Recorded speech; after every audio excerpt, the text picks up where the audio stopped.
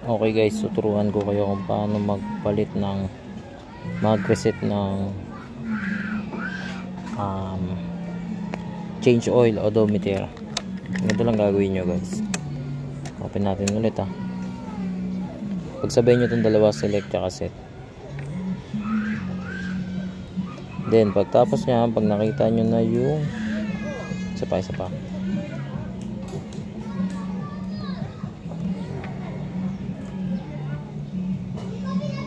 ayan guys, nakita nyo na umilaw na to. Pag nakita nyo umilaw na to, pindutin nyo yung select, hanapin nyo yung ayan, nasa may naman tayo, nasa may sa screen kung gaano kalakas. Select mo pa rin. Ayan, nireset ko na yung yung trip. Nireset ko na.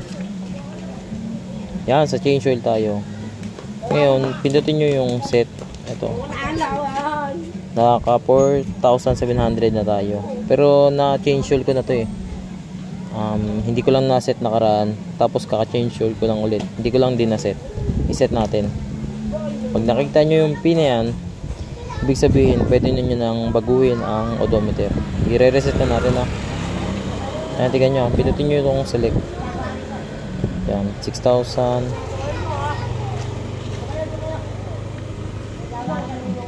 Ayan, naka 6,000 na siya guys. Ipindutin natin yung set.